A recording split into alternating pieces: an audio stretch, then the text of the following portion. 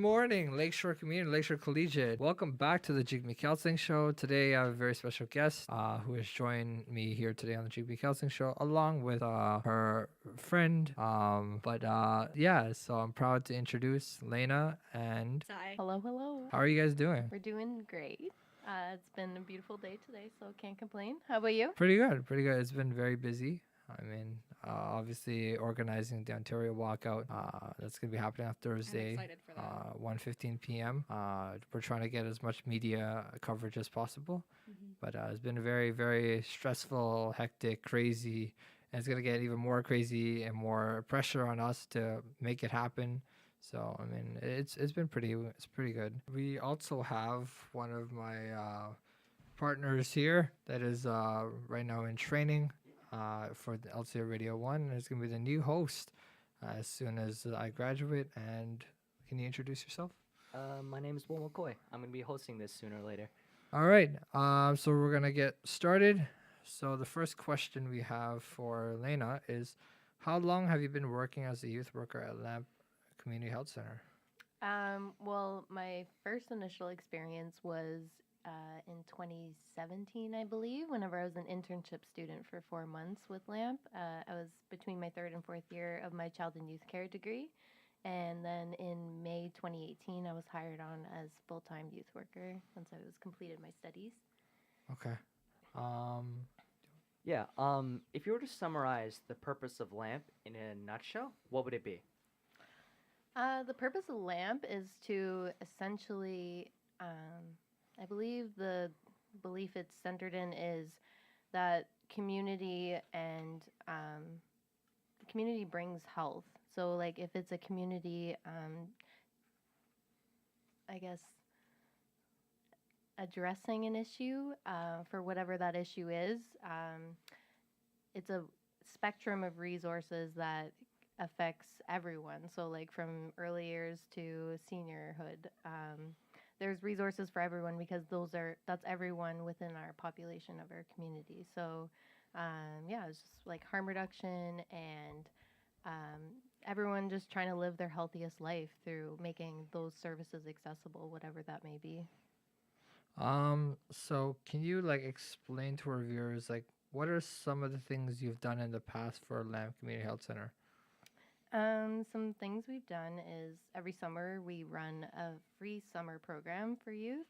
So that's for ages 10 to 19.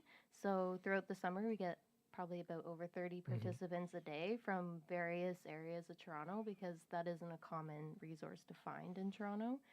The city will be folding over into, the city will be offering youth spaces to start offering free summer camp now that their street level is kind of like the city's pilot program space. So whatever we do, they kind of see that and they take it on and try to experiment that resource with other youth spaces.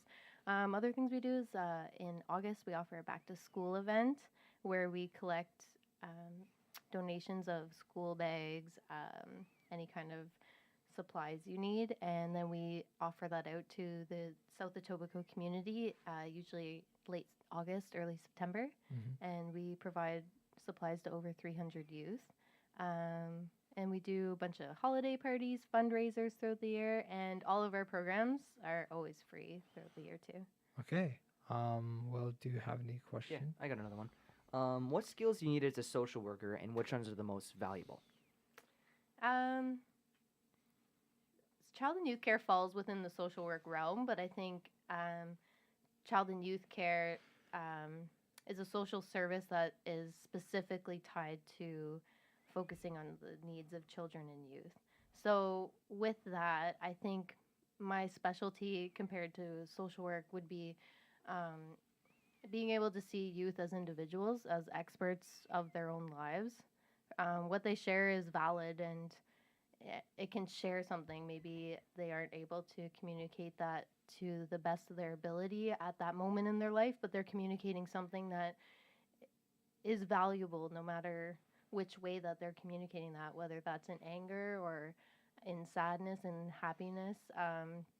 It's about uncovering what those emotions, what those actions, behaviors mean, and trying to be strength based with youth throughout their lives, to be a support in their lives so that they can have people in their lives to communicate with. All right. So speaking on like emotions and behaviors and these things, if you can explain to our viewers who are listening and watching this episode, how has your high school experience and what obstacles did you have to face and how did you overcome those? Well, I grew up in rural Northern Ontario. So resources are already at an all-time low. They're very inaccessible. There's not even transit to get from place to place. So unless you have a car, you're staying at home.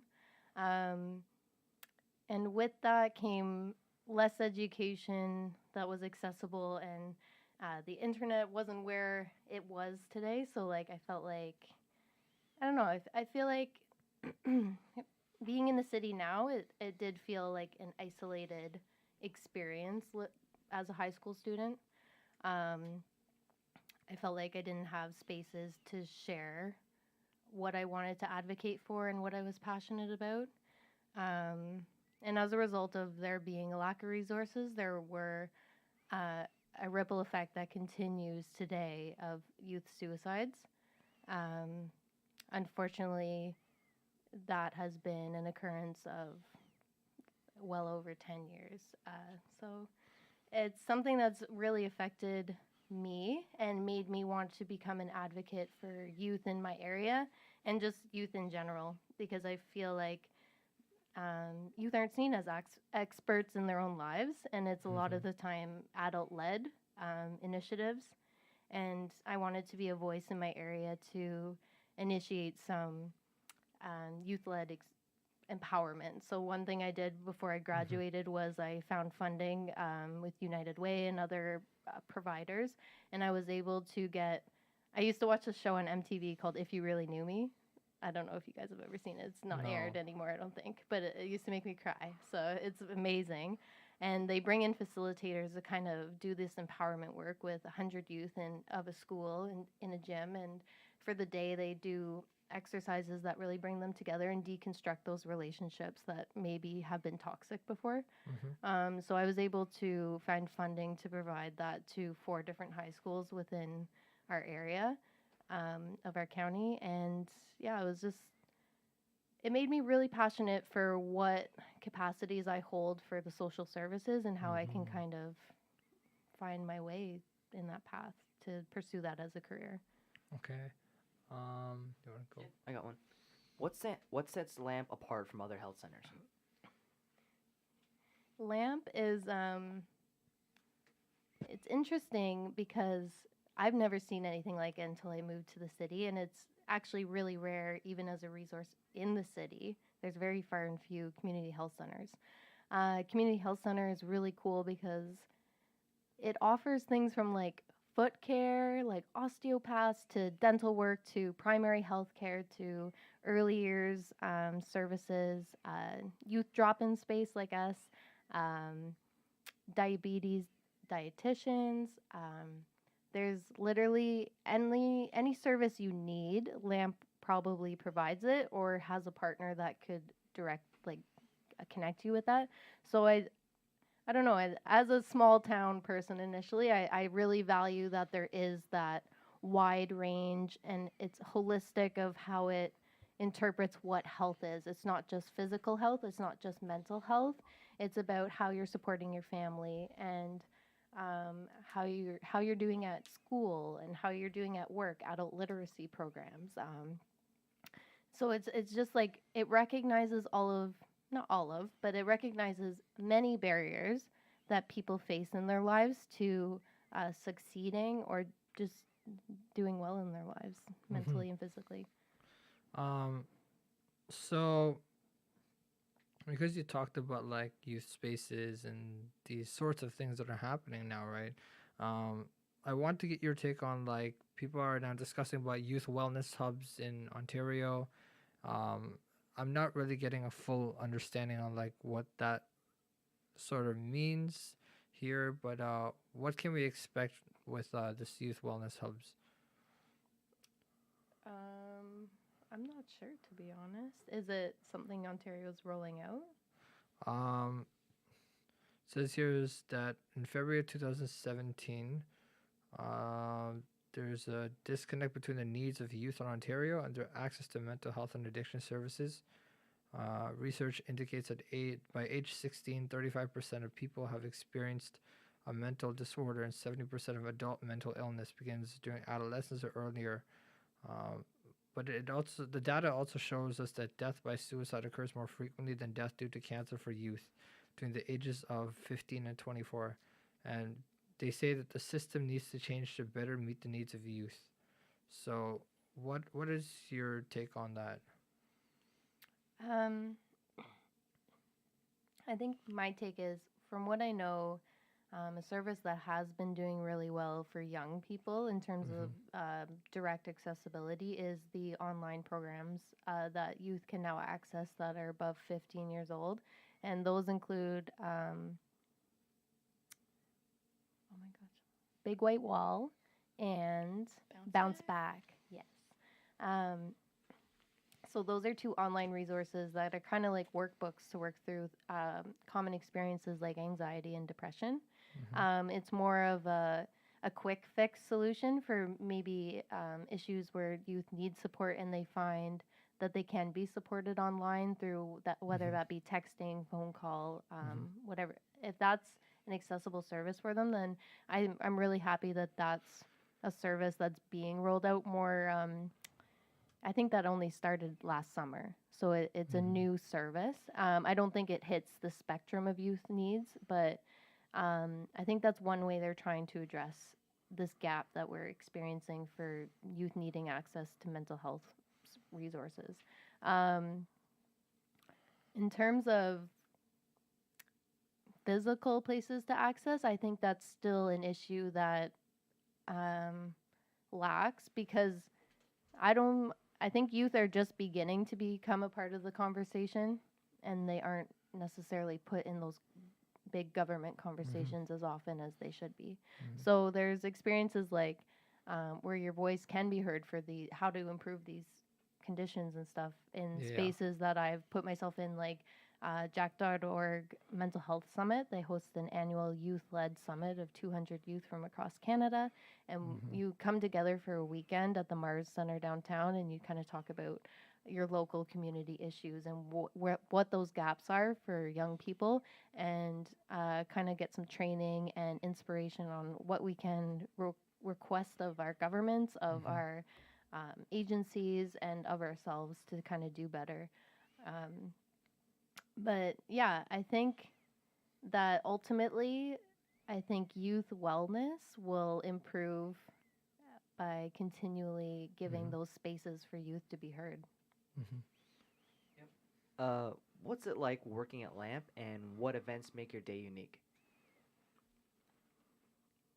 LAMP is interesting. I'm really glad that I have had the opportunity to graduate and immediately have an opportunity in my field to practice what I've been learning.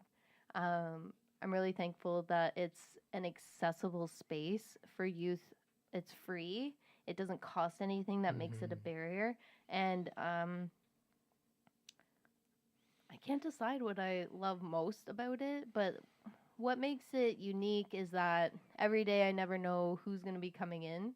It's always like a surprise. It's almost like a gift in itself of seeing who comes in the door every day for drop-in program. And also the relationships that you get to make on an individual level. I think that's it's a unique experience that I don't think I could have anywhere else. Each day is a different type of programming, so it's a different way you can manifest a relationship with a youth. So one day is cooking 101. So, you're teaching someone how to saute their own type of roux in a dish to make a pasta sauce or something. Or you're teaching someone or we're just starting up Dungeons and Dragons on Mondays and Fridays. So even being taught by a youth expert of how to play this game and being mentored in this and sharing that experience and that knowledge is really fun, because I think otherwise I maybe wouldn't have placed myself in those kind of spaces. But I'm like really thankful to have such an open space that continually evolves and is always open to listening to what the youth want to offer as leaders of the space. Okay. So now the next question I had for you was, I had come across that you were a student ambassador for the TTC. Yes. So I would like to ask you, what was that experience like? It was interesting. It was during the Pan Am Games. So it was actually, I remember like crying before I got the job because I was like, why is TTC hiring me? I'm from Petawawa. I know nothing about Toronto. It's my first summer here. What am I doing? But it was a lot of fun because I got to work in so many different subway stations. I'm one of those people with the lowercase I on an apron. They're red now, but before they were like bright blue. And I used to just direct people to their stations that they needed to go. I had to know about all the Pan Am game locations and all the sightseeing spots that people typically go to. And it really taught me to understand Toronto as a grid system. I don't know, I never could visualize Toronto or where I was and what direction I was going and stuff. And ever since I've had that job, I've been able to be like, okay, I am at this intersection. I know where to go now, because it's all just a big grid. And it was like really cool to be, I don't know, be mentored in understanding Toronto from that aspect and seeing the insides of TTC. And I don't recommend their break rooms because they're nasty.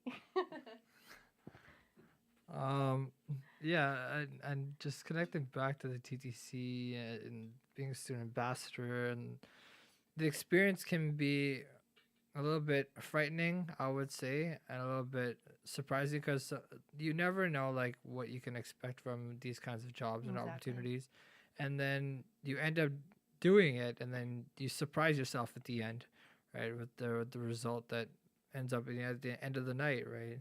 Um, is the job stressful? Is it exhausting?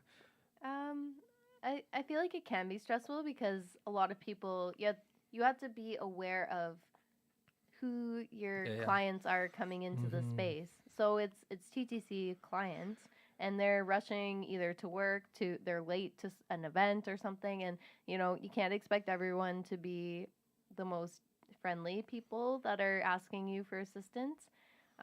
So you have to keep that in mind and be like aware, like they're bringing their entire day to you in that one moment, Yeah. and you have the chance to either, throw another stick in the fire, or like to kind of diffuse the situation a bit for them and make that impact in just a short moment. So it made me realize that no matter what role you're in, you have that power to make relationships, even whether it's in a quick moment or not. And it made me really aware as well as to accessibility issues. At that point, there was only 3 stations in TTC, 3 to 4 stations that had wheelchair accessibility. So they were making a goal. Now most of them have wheelchair accessibility, but it made me aware of people's day-to-day lives and things I don't have to think about because of my privileges and my abilities, of how to be aware of, maybe not just assume that everyone wants the door open for them, because Yeah. maybe that's a part of their ability that they want to take advantage of, or like being aware of how to speak with people who might have like deafness or something. So it's hard of hearing, yes. But it's just like being mindful about people's lived experiences and applying that to any kind of role you're in.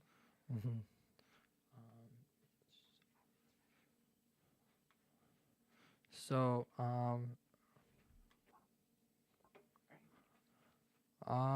so let's continue with another question. All right.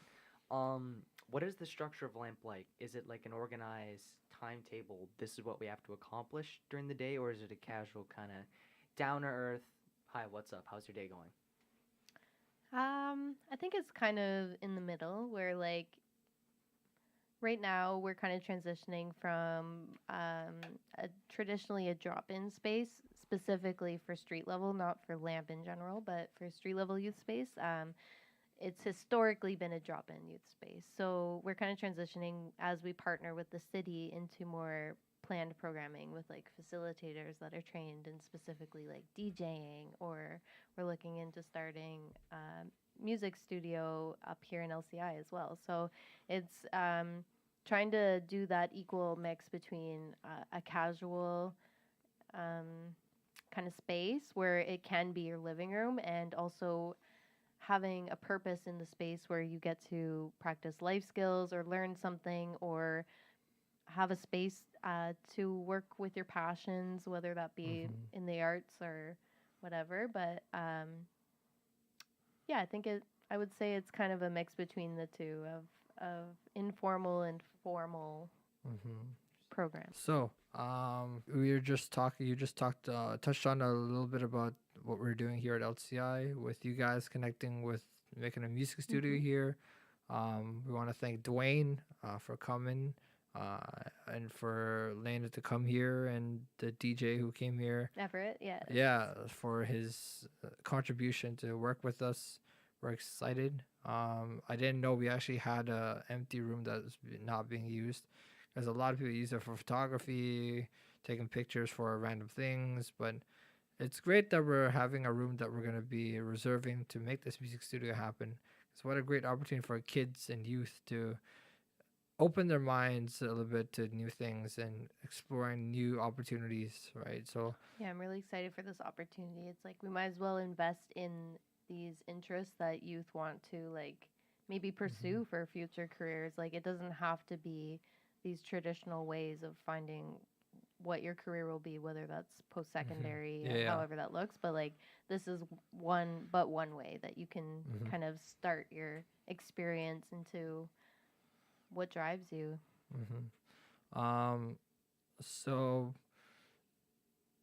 I had also come across that you were an administrative assistant for Remax, administrative assistant for Remax Pembroke or something like that. Yes.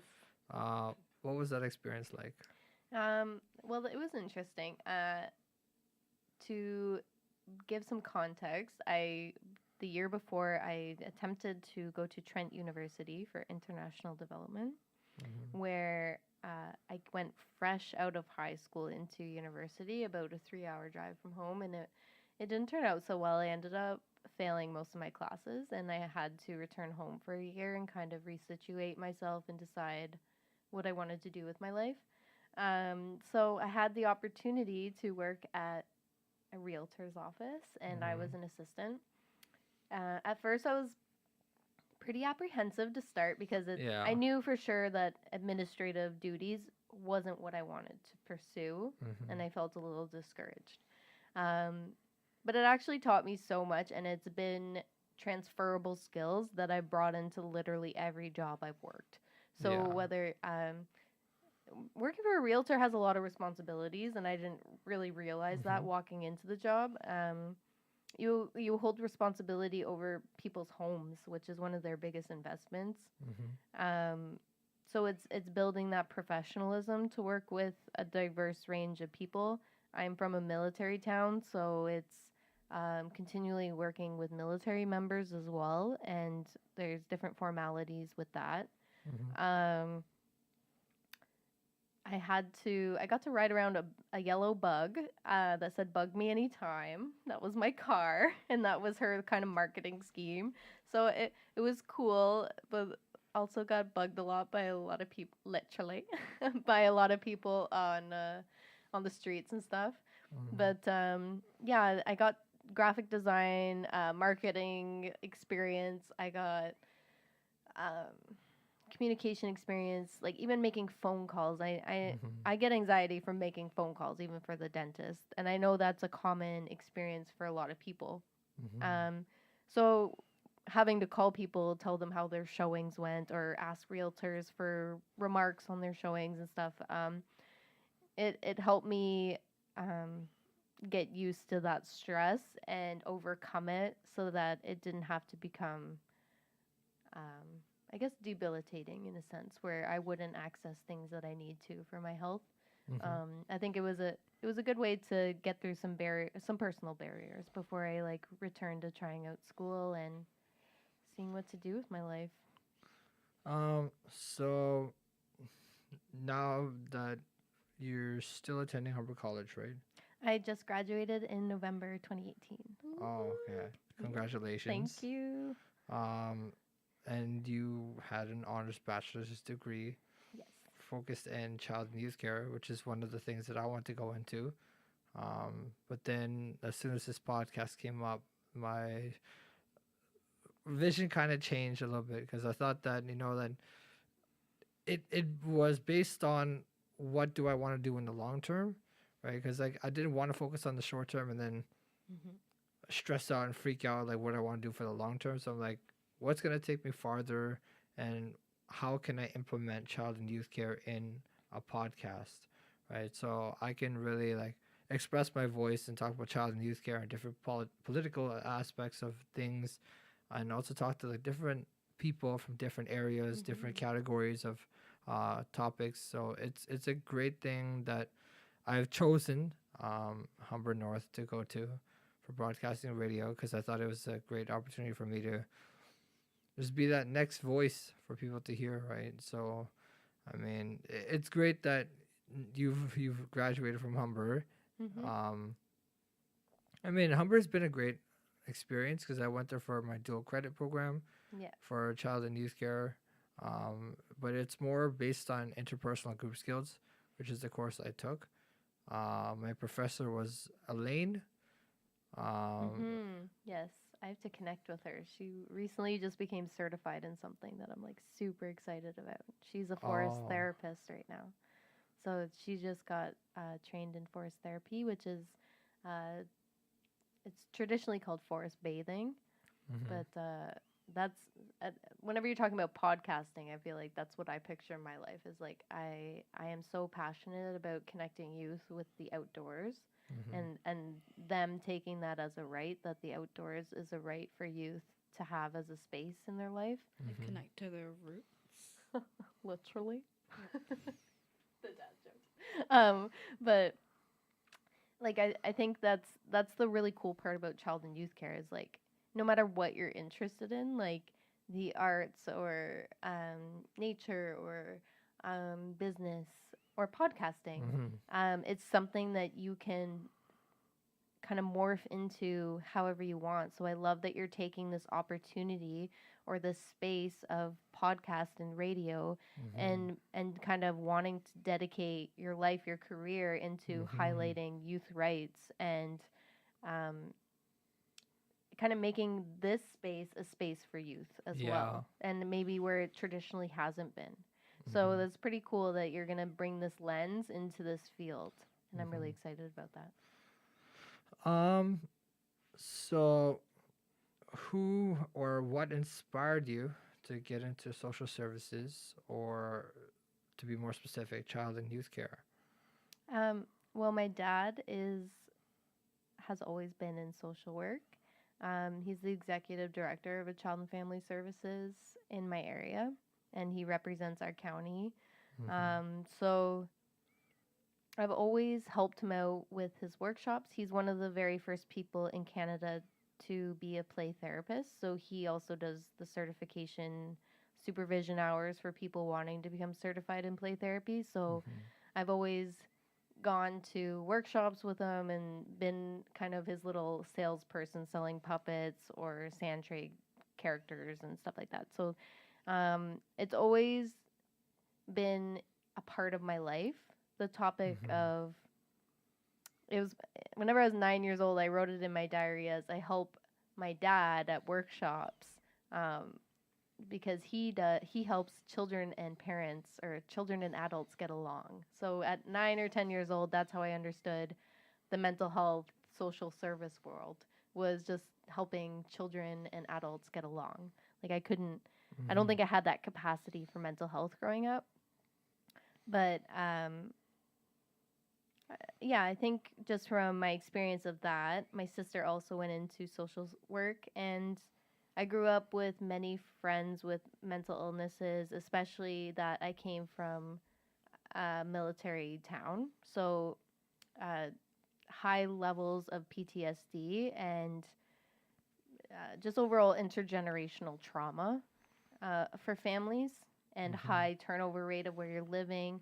It's pretty exhausting to be in a militant lifestyle, and I Mm-hmm. was kind of aware of that through a best friend perspective of seeing youth struggling with their parents' struggles and seeing that like how that affects their lives. So I've Mm-hmm. always been really, and also just the experience of youth suicides and stuff in my area too is are Mm-hmm. all kind of testament Yeah. to why I decided what I wanted to do. Originally, I wanted to do international development, thinking like I'm going to change the world. This is the one answer. I'm not going to follow my dad. I'm not going to follow my sister. They're in social services, whatever. I can't do that. I need to find a new realm.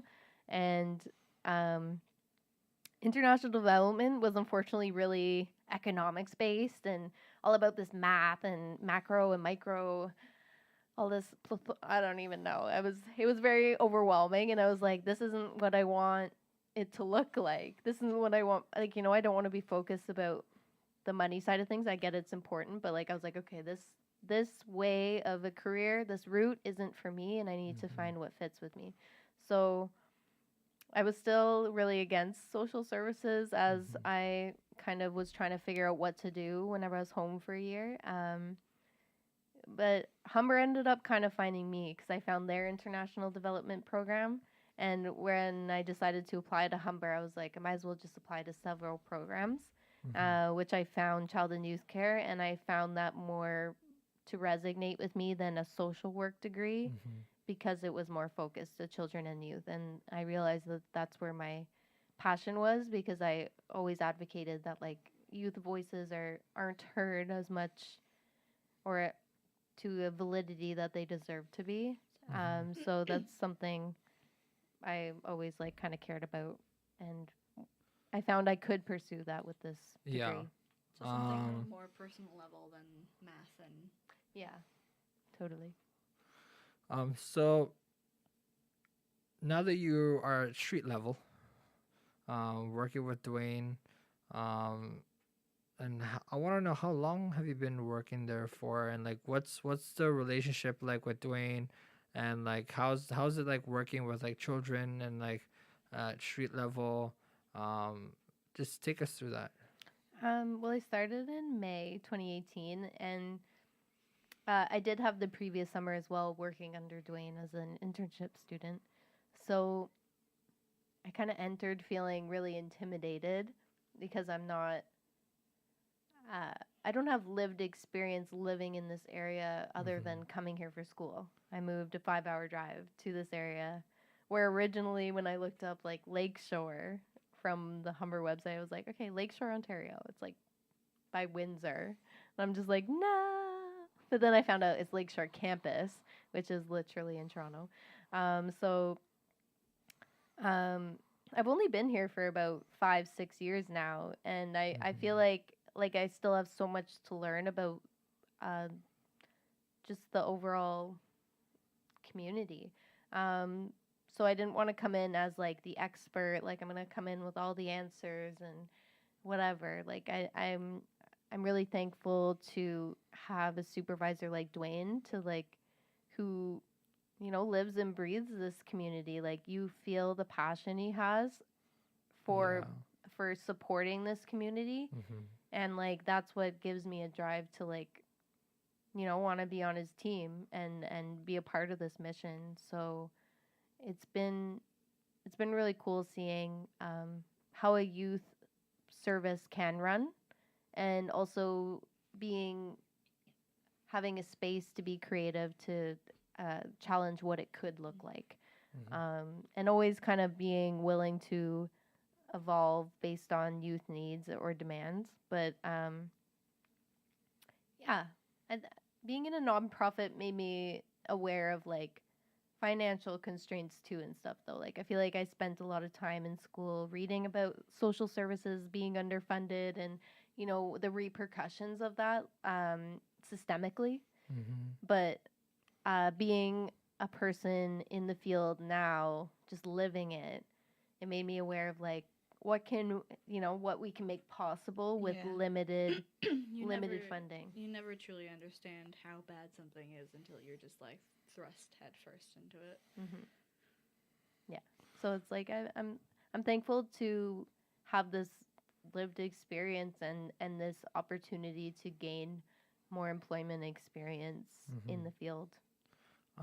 So not like really relating back to like the Lamb Community Health Center and these things, but I want to speak on to what are your thoughts on like the student walkout that's happening on this Thursday, April 4th at 1:15 p.m. here at Lakeshore and also across the province. Um, what are your thoughts about this student-led demonstrative walkout that's going to be taking place? I think it's like so inspiring on a person to speak for myself. I think it's really amazing. It's it, I'd be out of curiosity, I'd be interested to like speak to or collect qualitative data of students about like what this means to them because this is going to Mhm. be a historic moment if over 800 schools are participating with it. This is saying something that youth experts are trying to say this isn't working. And there's so much so much tension in our political climate right now that like I hope to see youth as advocates for themselves because adults have proven not to prioritize youth rights the way And that they should be. Um, so yeah, I just think I think it says a lot, but it's like also I think it's a valuable moment that I hope people are taking in some some data of what students have to say about this. What is not working for them? yeah. It's not just making an assumption of all of these 800 schools are on the same protest or on the same journey or It's same the issues. It's like what individual issues. Yeah, it's It's the one size fits all issue. Like yes, it's a standardized and yeah, just a one size fits all kind of approach is usually what's handed to youth, and it's important to say like okay, these youth are all individually walking out for a reason, and we need to celebrate that Yeah. and listen to it. Yeah. Do you think adults? I've heard this many times from people. Even when I watch like things like CNN, these things, students do say that the adults generation, but like not our generation, the younger kids, but the adult generation is the reason why these kids are now speaking about change, right? they They are. said that why couldn't the adults generation do what we had to do before our time, right? Why couldn't it be done before then I think now it was doing an it now? education thing. I know we have a lot more like research stuff that we know about now than they didn't bother to want to know before or didn't have the resources to know. And even sometimes that they do know, they just don't care because they're not going to be around to be affected by whatever's coming next. But also, there's always been advocacy, but we have to like study what the advocacy was because there's a whole history of even feminism, right? There's first wave Yeah, feminism, second wave feminism, third wave feminism. So it's like it's a lot of the advocacy was really selective before on who they were advocating for, where now it's like I hope to be, or at least like at least from what I see on my lens, it's more of a collective. Um, for those who speak as genuine feminists, it's for every oppressed community, not just one. It's where intersectionality comes yes. in. Having to focus on not focus on one thing, but cover everything. Just because it's not a one size fits all issue, and we need to. And that's what kind of makes that discussion mucky, I think, because like people then are saying, then you're advocating for too much at once. Just tell me one thing you want to change. But it's like there's so many layers to society, to reality, that it's like you need to address all of these things in order for there to be a difference in any of them. Yeah. It's layers. It's not just one answer.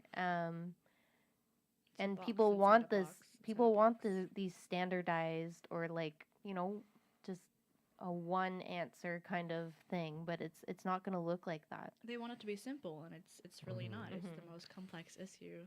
But I think the main issue for when it comes to putting and elected people in office, I think it's more based on the voting. Mm-hmm. I think that a lot of people are randomly voting without any thought or any meaning, right? Mhm. And then they don't educate themselves well beforehand when they go out to vote and cast their ballots, right?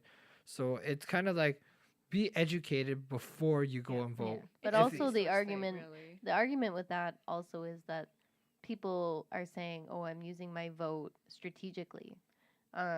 Because you only have that one vote to make. Where Trudeau Mhm. promised to reform the voting process, um, away from first past the post, which was implemented like way too long ago. It hasn't been Yeah. revised.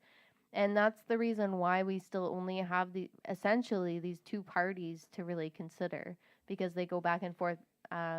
If we had something like proportional representation, Mhm. and get these conversations going again, because Trudeau slammed it down, and I believe it's no longer a conversation on reforming the voting because they think it'll be too much money to educate the public to Yeah. change As well voting as processes.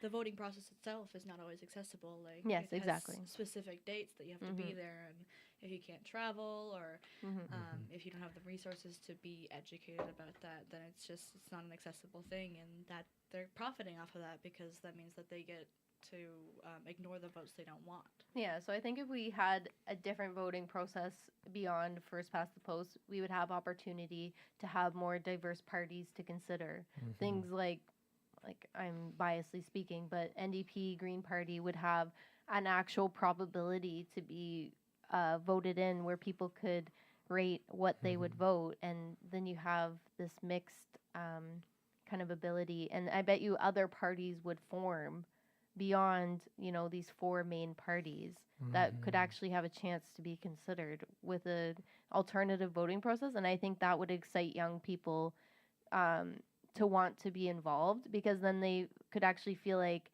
you know what, I don't like this solution, I don't like this party, whatever. I can actually create a party Right. 'Cause- myself and feel like I have a potential to be heard and to be voted in. Yeah, right now it feels hopeless. There's like you're no like there's you no won't- possibility Yeah. with first past the post.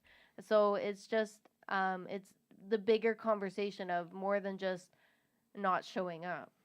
Yeah. It's bigger than Yeah. that.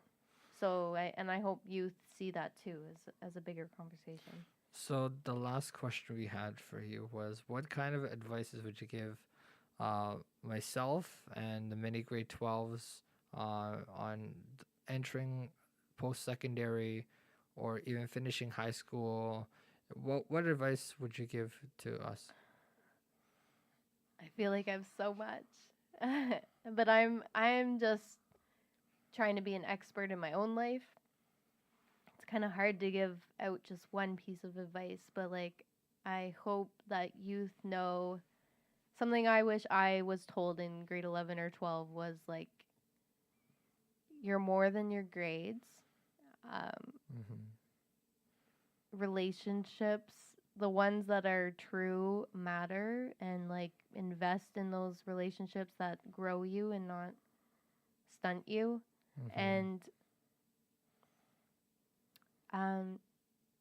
just believe, one day things will work out, they'll pan out into some perspective, but you can't live being resentful on every choice you've made. Sometimes Yeah. you need to forgive yourself for the wrongs you've done, and to just look to be better every Mhm. day, and not to hold that negative power against yourself, because those Mhm. negative powers on yourself, or whatever resentment you hold on other people, even, that's just energy and power you're taking away from yourself and your own capabilities. Mhm. And you're hindering yourself, essentially. Even if it's towards someone else, it's only hindering yourself, and you need to decide that you're more valuable than that, Yeah. and you deserve more than that, and other people in your life deserve more than that, no matter Yeah. what issues you may arise with them. Like, just know that you're all young people. You're all in this struggle together, essentially, at the end of the day. And you guys are going to be here for each other. You know, you're going to see each other 10 years from now, Yeah. and maybe having never seen each other since graduation. And there will be that camaraderie in 10 years from now. It'll be like, hey, another LCI person. No way. Like, as if, you know? But it's like, right now, it feels like you're too close for comfort and you're just, Mhm. you don't like each other. But it's like, at the end of the day, you have this camaraderie because you're from the same place. You understand each other to a Mhm. point. Obviously, not exactly each other's lived experience, but like, you have this commonality bringing you together. Why not just celebrate that? Mhm. And I hope you find value in that in time. Mhm. All right, folks, that's gonna wrap it up here. I want to thank Layna and her friend for being here today. This was a great interview. We had a lot of fun. And if you want to follow Layna on social media, It's Street Level Youth Space or Wow. my vintage page, Blossom and Blue Jay. Way to plug. Thank Do- you for having me, Jigme. do you want to That's plug awesome. any of your? I social- most certainly do. I don't have any Size websites by or Arts. anything. Size by Arts is my Instagram. I haven't posted any art, but D&D is Mondays and Fridays from 6 till 9, and we have a group for queer youth and their allies on Mondays from 3 till 6 at Lamp. And check out our other posters on the guidance wall to see what else is up throughout the weeks. And I hope to see you as volunteers or as participants. Either or, you're always welcome. All right, thank you everybody for listening to the Jigme Kelsang show. This is a wrap up on the show, and we'll see you guys next time. Peace. Bye. So much.